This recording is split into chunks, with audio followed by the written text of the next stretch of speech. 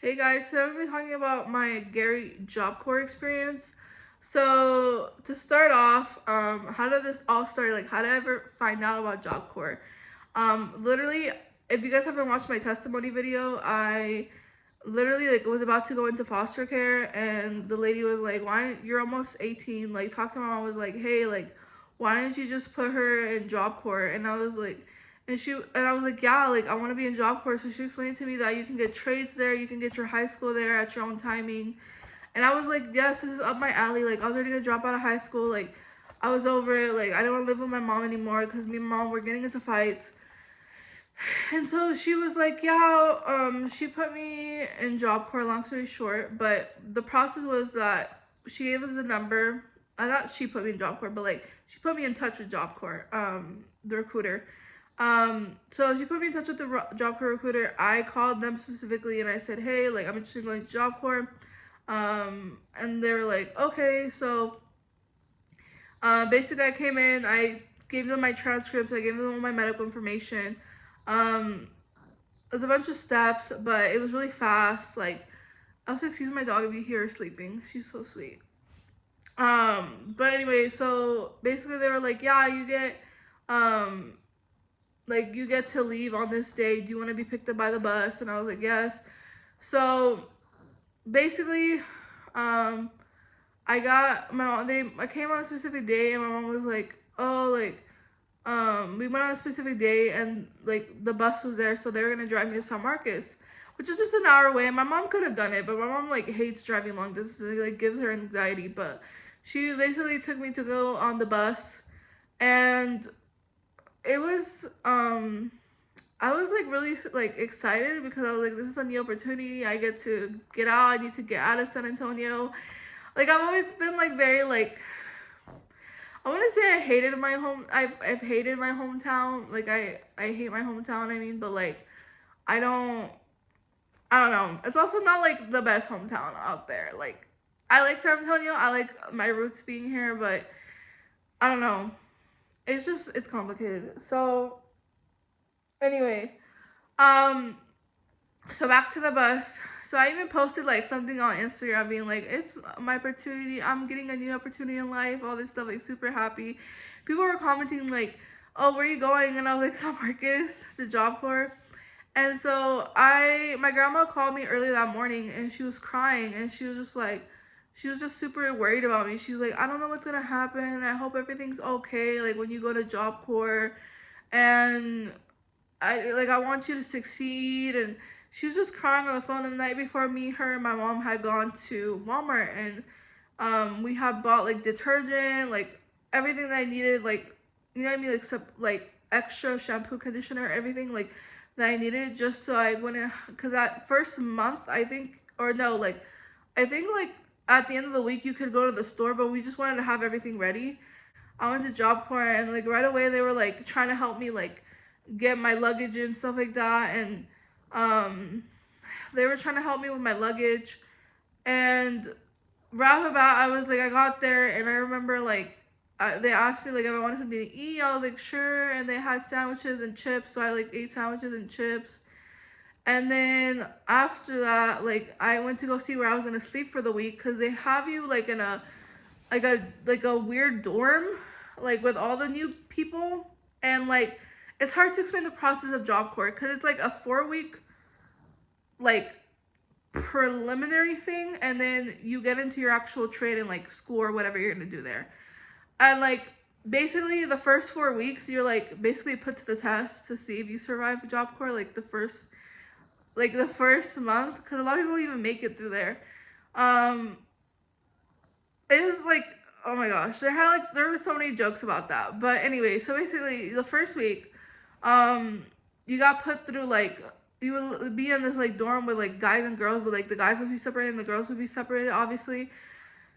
And then you would just like you would just have like a strict schedule, and like it was really strict there, I'm not gonna lie.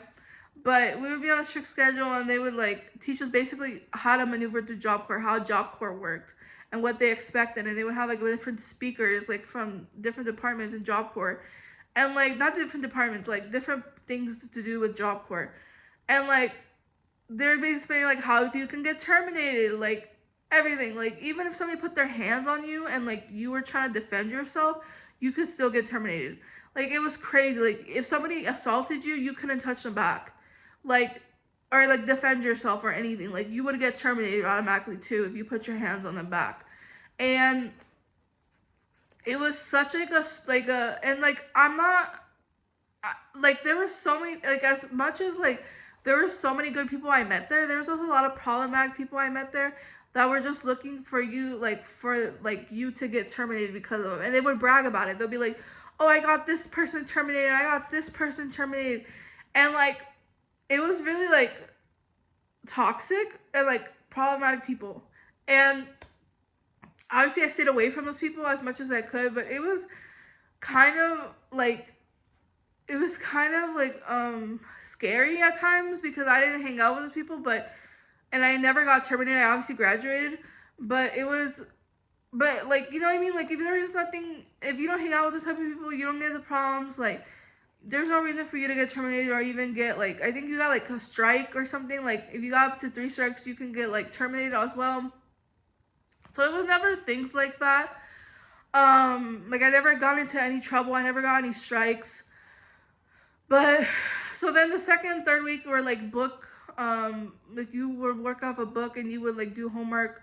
And the fourth week they put you like working somewhere. So they like a lot of people went to the cafeteria, and then the better kids, the ones that were acting better, because they would always like watch your behavior during this time a lot, is during those 4 weeks, and they would be like the good kids. I remember they like took us to like I remember we went to this office and we would seldomly work because most of the time we were just chilling. They didn't really have anything to like to have us do at the bookkeeping office or whatever it was. And so we would just chill, we would talk, and it was like a thing. It was like a vibe. And I remember I was in the dorm room Tejas. So if you went to Gary Job Corps, like that's the name of the job corps I was at, then you know where Tejas was. So a typical day was basically like so after those 4 weeks I would wake up at 6 a.m. I believe, and I would get ready. We had an hour to get ready and like fold our beds and everything. Or I think it was technically 50 minutes because right at 7 we had right before 7 we had to be out. So like between 6:50 and I think 7 they had like a they would give us like a warning like the 10 minutes beforehand, be like you need to be out before 7 a.m. If we were out before after 7 a.m. we got like points deducted or something. It was something like that. Or we would like it was like something they would do, but they would like basically like it wasn't a good thing. So basically I would wake up and then I would get ready and then I would do my detail, which I would clean. Like for example, it was like clean the vents. It was like obviously you had to do your bed as well. You had to clean the bathroom, clean the mirror, and sweep, I believe, or something like that. And we would have rotating like details, or basically like you would have rotating like things you had to do in the room before you left. It had to be clean.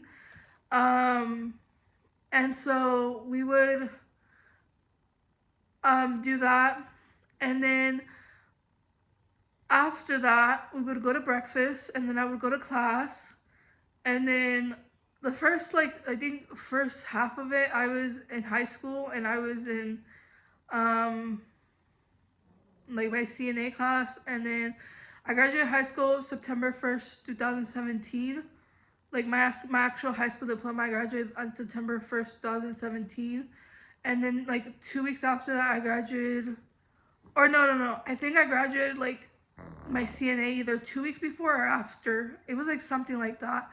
And they were asking me if I wanted a second trade, and I was about to tell them like I think I had like a couple weeks of like trying to see whether I was gonna graduate or not, or something like that. And I was still like in that waiting period. And I was about to tell them like, hey, I just want to graduate. So I was about to go down and tell the counselor, and he goes up to me. He goes, I have something to tell you. And I was like, yeah, I have something to tell you too. He goes, well, they just accepted you for your second trade, which was a medical assistant. And I was like, no way.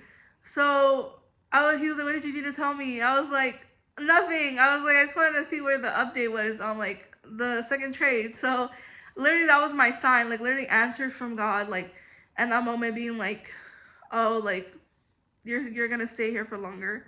So I stayed there for exactly a year. I believe I went in on, I believe it was April or March. I think it was April 25th, and I left April 25th. I came in 2017. I left April 27th, 2018, I believe. That happened, and so the rest of my day, okay, I didn't even finish what the rest of my day would be like. This video's all over the place. So anyway, and then after class, we would go to lunch, and then we'd come back to class, and we would go to back to our dorm, and then like around 4, I believe, we had to like do roll call, which basically they like make sure everybody was at the dorm, and they'll have like a small meeting, and then we would go out to eat and for dinner, and then after that we basically did whatever we wanted until I think 9 or 10 or something. Like we had to be back in the dorm, and they had to do another roll call and like a little meeting, and we had to make sure we had to clean our like room, and or like clean the, we had to clean like the play like the our dorm, and we had different like details each day, or each week we had like a different detail. Like for example, one of us had to like sweep and mop the hallway, and like it was like little things like that. But basically it was, and or well, like after school basically I would either go to Bible study, I would go to the library, or I would go do laundry, or I would go to the gym, or like I would go walking with my friends. Like, and I lost a lot of weight during that time. Like I remember I lost like a good at least 50 pounds while there, and it was because I was walking the whole time. Like I would just walk. Like there was no car. And Sundays, if I wasn't going home, I would on weekends I would go to church. We would watch movies. We would go to the movie theater. There were sometimes they would play movies at the gym and a big projector. It was really fun. And sometimes we would go on field trips. And that's actually what I'm gonna get into next. So I have 2 like bad experiences. The only 2 bad experiences I had while there was like these 2 experiences. So the first one was we had gone on a field trip, and the girl who had gone with me was like, you should go with me. And like when I was a kid, I tried roller skating, and I had a bad experience because I tried roller skating and like it didn't work for me. Like I just kept falling. I kept falling on my butt. I kept falling on my face. And I told her like, hey, like I don't feel comfortable going roller skating. She's like, yeah, it's fun. Like I'll teach you. We got to the roller skating, and I was like, she ditched me right when she saw like I really couldn't do it. Like I was trying and I would keep falling, and she'd be like, she ditched me. She literally ditched me. She went and did her own thing. And then this other girl that wasn't even my friend, didn't even know her, was like, oh, I don't have anybody here. I'll teach you how to skate. Like I'm really good at it. And I was like, okay. She was teaching me. Long story short, one of my legs goes back, like I'm about to fall, and like one of my legs goes like this, and this happened so fast. Like my right leg went back, like I don't know, like this is my like leg, and then like these are both my legs, and then this leg went back, and then I fell on top of my leg. I'm not kidding you, while my leg was backwards. Oh, I don't know if that explains, like I'm trying to explain to you how this happened. Like literally one of my legs, this is my leg, went like back, and I fell on top of it. So I heard bones crack, and I heard like popping, and I started going numb, my whole leg. And I started screaming because I was freaking out because it was numb. Like it was numb, the whole thing. And I was like, oh my gosh, I just broke my leg. So then I start screaming because I'm having I start having a bad panic attack. And so 2 guys come with me, and I cannot put pressure on it. They help me pick up my skates because I'm freaking out. I'm having like a panic attack. And like it's starting to hurt like really bad. And after like a little bit, they take off my skates. I cannot put pressure on it. I can't walk on it. So they're like, and until this day, I don't really even know what exactly happened because we're gonna get into it.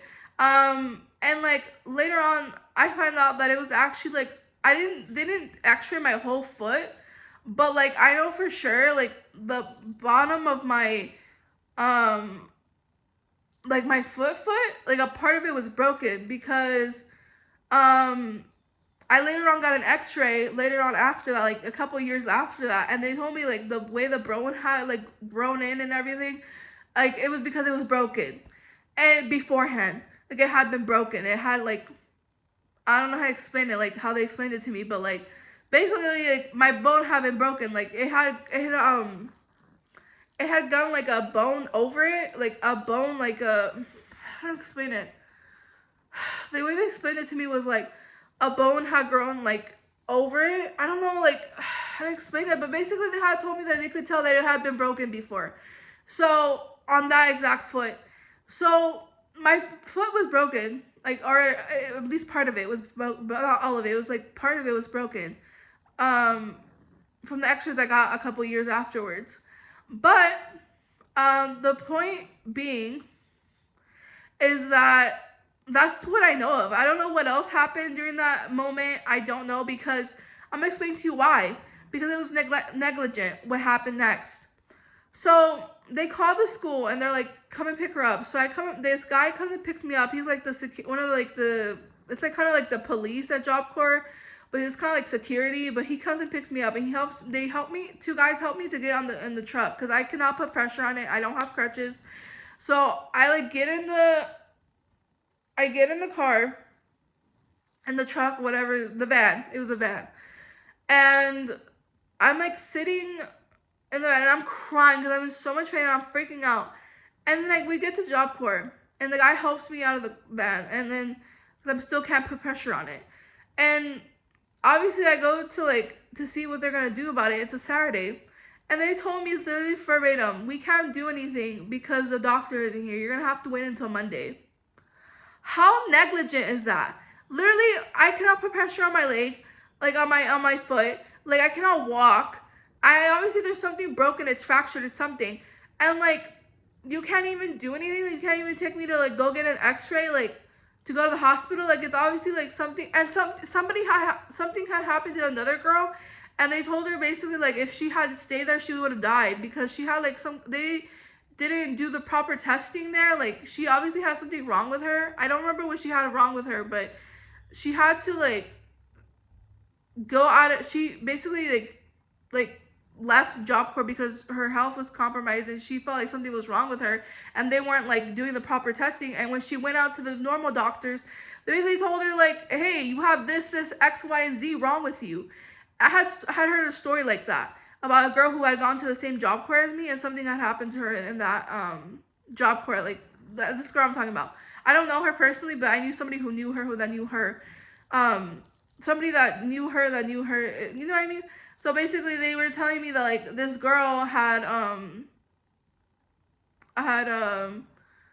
like she had a bunch of stuff wrong with her, but she didn't know, and so she went to like wellness. It was called wellness at Job Corps. And it was like the doctor's office there, and they basically were like they didn't do like proper testing or whatever, and like she ended up like having to get out of Job Corps because she wasn't feeling well, and like I don't remember what disease she had or like what stuff she had, but it was like a bunch of stuff wrong with her. And when she got out of Job Corps, like I said, they like tested her and they're like, you have X, Y, and Z wrong. Like this was so like apparent. Like I don't know how they didn't do these testing to make sure you didn't have this, and Y and Z, and you do have it. But it was like negligent on Job Corps' like wellness. I'm not saying Job Corps as a whole, but like their wellness there at Gary Job Corps was like super negligent.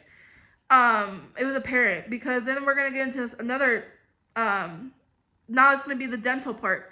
But anyway, to finish the story up, basically after that, I'm waiting. I'm in so much pain. They gave me ibuprofen 200, which honestly, I should have had a narcotic because I was in so much pain. And I didn't know how much to take of it. They didn't let me know. They just said, here's some ibuprofen. That's all we can do for you. And go back to your dorm until Monday. You have an appointment at this time. So the people that helped me during this time were so sweet. I couldn't put pressure on it still for a couple more days. I couldn't walk on it for a couple more days until like Monday. I'm gonna tell you why I could like finally put some pressure on it, and it hurt so bad to walk on. Basically, on Monday morning I woke up and they were like, let me just fast forward. Monday morning I woke up, they sent me, two guys helped me to go, a van picks me up and takes me to the wellness center. Because again, I can't put pressure on my foot. And during that weekend, it was the most excruciating pain I've ever been in. I'm not lying to you, it was so painful. And these my poor roommates had to help me. The girl that was like the dorm leader had to help me to go to the restroom at night. Like, it was, I want to cry. It was such a like horrible time. Like, I didn't know what was wrong with me, and it was just like I was in constant like, oh my gosh, it was just so bad, so bad. During that time, it was like it's giving me anxiety because I was in so much anxiety during that time. And so I got to wellness, and they're like, yeah, we're gonna send you to get an X-ray. They never made a follow-up appointment to see what was wrong with the X-ray. Like, they were supposed to do that. Like, they were like, oh, well, once we find out what's wrong with you, we'll like send you a follow-up appointment to do an X-ray, whether it was like good or bad. Like, we'll send you like to tell you to get a follow-up appointment. They never told me anything, and like, also I was naive and young. I should have been gone up to them and be like, hey, like a few days later and been like, hey, like what's my results? But I never did. And they never did that to me, which was their responsibility. And so obviously after that, I started limping on it. And that Monday after I got the X-ray, they were like, basically you're good to go. And I was like, I can't walk on it. Can I have crutches? They're like, no, you're gonna have to try to walk on it. No, so negligent. And I was like, oh my gosh. So I tried walking on it, and by the grace of God, I could barely walk on it. Like, it took me a long time to get to point A to point B. But I finally got somehow to my dorm, and I was in so much pain. And they gave me ibuprofen at this point. The only thing they gave me was ibuprofen 800. And, like, that would help a little bit, but I was still, like, in a lot of pain. And then I got to my dorm, and, like, basically, like, I was, like, for a couple months, I was limping on it. I couldn't walk properly on it. It was at least 2 months. I think going on 3. I was limping on it. It was like known, like I was limping. Like, I could not walk on it properly. Like, it was really bad. But by the grace of God, like, God is so good because somehow I got healed from that. It was a miraculous healing because I should have gotten more attention because of that. And like, now that I found out it was actually broken that whole time, I don't know how I could walk on it. Like, it's literally a miracle and how it like basically I didn't have any more complications or like something, or like to this day I have problems because they negligently like didn't take care of me. Like, I don't know, like, it's just, like, everything that happened, like, it was just, like, God's hand on it. But anyway, and then that happened, and then I went to the dentist, and this man was, we're just not gonna, like, do his care, oh my gosh, but he got, like, I don't know, a lot of people like said that he got a bad vibe from him and like all that stuff, but like that wasn't the problem here. The problem was here, it was like I went to go get a dentist appointment, and he basically first did like the consultation, kind of like he was like basically saying what was wrong with me, and he said I have a rotting tooth in my back, so I needed to get it taken out. He's like, I can take it out, but we wouldn't put you under, we would give you like the shots or something like that. Like, that's what he told me. So I was like, okay, like, I'll come back and I'll do another appointment. He's like, yeah, on this day, come and make an appointment. So I went to make an appointment, and his assistant, I asked her, I'm like, hey, like, she's like, oh, what do you want the appointment for? And I'm like, oh, like, I want to get this tooth taken out. And she goes, are you a doctor? And she starts laughing. And I go, no, like, he told me last time when you were there that I need to get my tooth taken out. She's like, oh, and she just keeps laughing, like, it's funny. And then this guy behind me starts laughing too, like, that they think it's funny. And then I start leaving, and the guy, she asked the next guy, the guy that was behind me, like, what do you need? And he's like, oh, I don't need any teeth taken out like some people. And I'm like, that's so rude. Like, what did I even do wrong? Like, what did I even say wrong? Like, that's not even funny. And she starts laughing again, the assistant. And I'm just like, or whatever the heck she was, like her title. I just know that she worked with the doctor, and she also did appointments. But with the dentist, I mean, she worked with the dentist. And so then I go to the appointment, and they literally like take a long time to like see me, and after like an hour and a half, they're like, so like puzzled, like, so what are you here for? Like, and I'm like, to get my tooth taken out. And they're like, yeah, we can't do that because we don't have the local anesthetic. And I don't think you want us to like, we don't have it here. Like, I don't think you want us to take it out without it, right? And I was like, what the heck? Like, you, what? And so I'm like so mad, and I just get up, I'm fuming. And I call my mom, I'm like, how?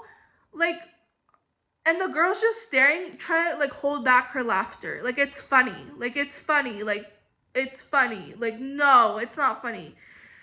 So I'm like, the assistant, the same girl, like, that was with the appointment and everything, that I made the appointment with. And I'm so mad, and I'm fuming because I had heard from another story from another girl who had gotten a tooth out, and they had put the needle and everything in. So I'm like, that's a lie. Like, you guys have this. But I didn't want to get into a fight because, again, like, any little thing could get you in trouble and get you kicked out of Job Corps.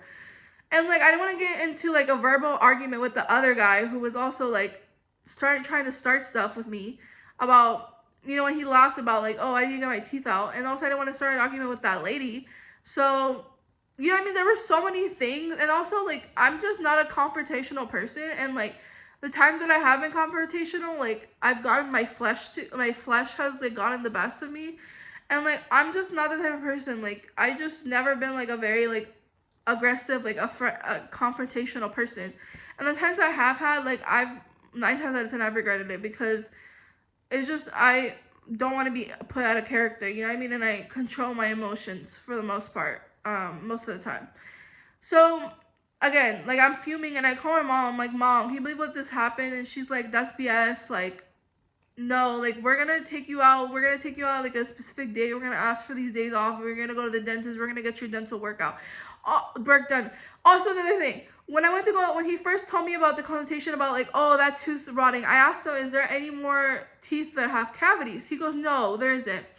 I go to the, like, within this, like, a couple weeks, I go to the next doctor, the outside doctor, outside Job Corps, to get the tooth out.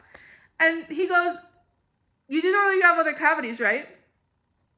And I'm like, he goes, yeah, we just did the x-rays, and you can tell you have cavities.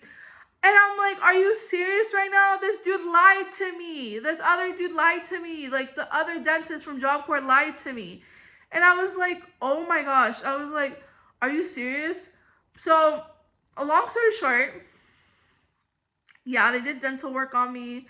And yeah, those were the only 2 bad experiences I had at Job Corps. But other than that, would I recommend Job Corps? I would say yes. I mean, it gave me, like, I don't know if it's even still open. Honestly, I don't even know if Job Corps is still open, but I heard they were closing it, but then I heard they weren't. I don't know. Let me know in the comments down below if they're closed or not. But it was a really good experience, overall, except for those 2 times. Anything could happen. Like I said, I mean, I was going to say, like, make sure you're in good health before you go. But at the same time, like, you never know what happens. Like, for example, I broke my foot while roller skating, and that happened out of nowhere. So just be very careful if you're going to go. Yeah, that's basically that. That's the end of the story time. I hope you guys liked this video, and I will see you guys in the next video. Bye.